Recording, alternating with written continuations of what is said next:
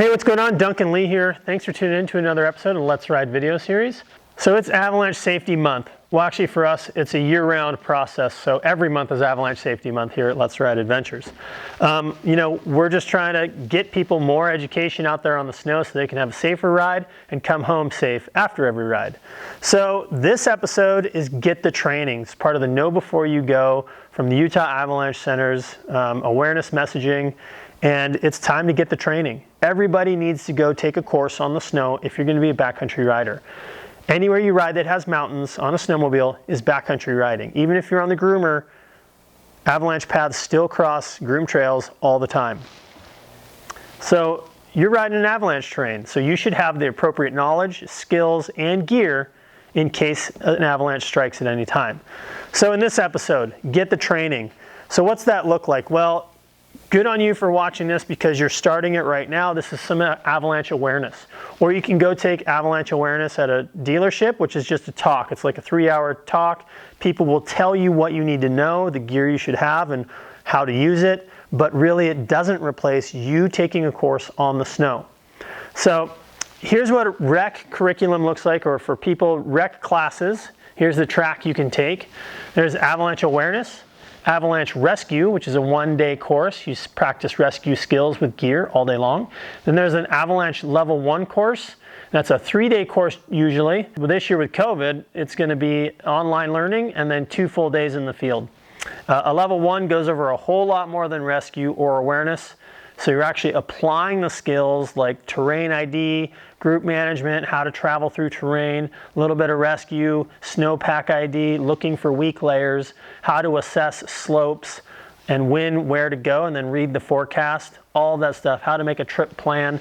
There's a lot to it, right? I just rattled off a bunch of stuff, but taking the 3-day course gets you there and at least starts the process and really might change the way you ride. After that, if you want to take a Level 2 for recreationalists, then you need a rescue class and a Level 1. So then you jump up to the Level 2.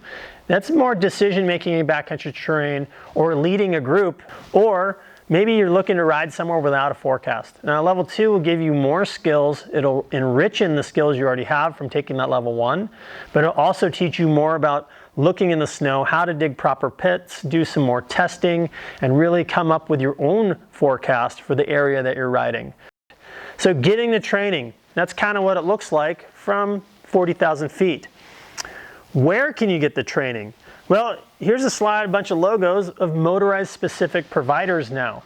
ARI, who I've been working with for the past, I think 8 years. It's who I've taken my avalanche education through.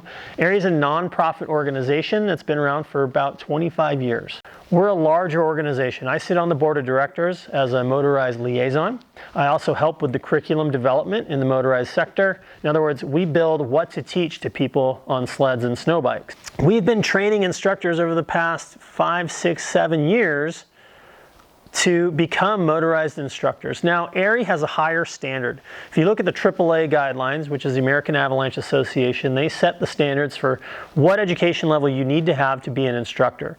So their bar is here to become a Level 1 instructor. For ARI, you have to take professional level avalanche education, and then you need to take specific 5-day courses that are provided only from ARI to be an instructor. There's an instructor training course. And once you've done that, then you can be an instructor. To be a course leader, you need to take a Level 2 or a Pro 2. So it means you take a Pro 1 and a Pro 2 avalanche education for yourself.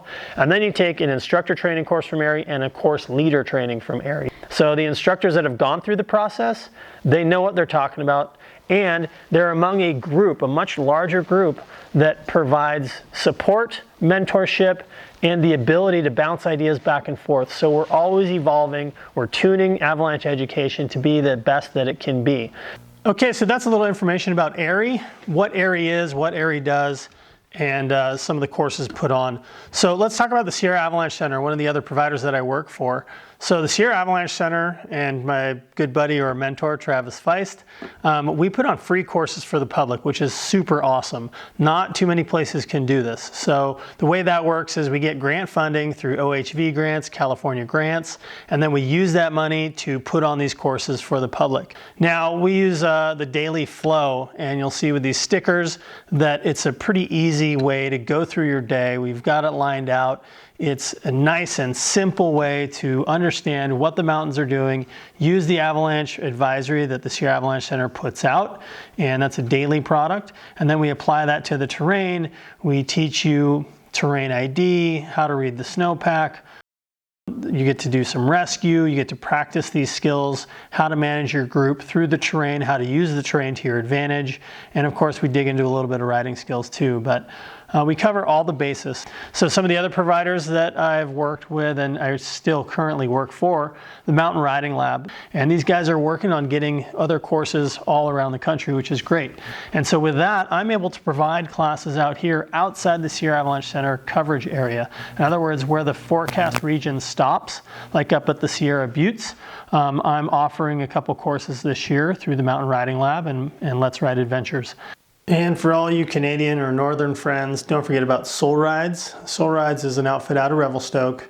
They teach the AST program, the Canadian Avalanche Association, and my friend Jeremy Hankey and Sheena up there. Man, it is such an epic place to go learn about riding sleds in the sickest mountains up in Revi. And Jeremy's been at it for a long time, an avalanche survivor.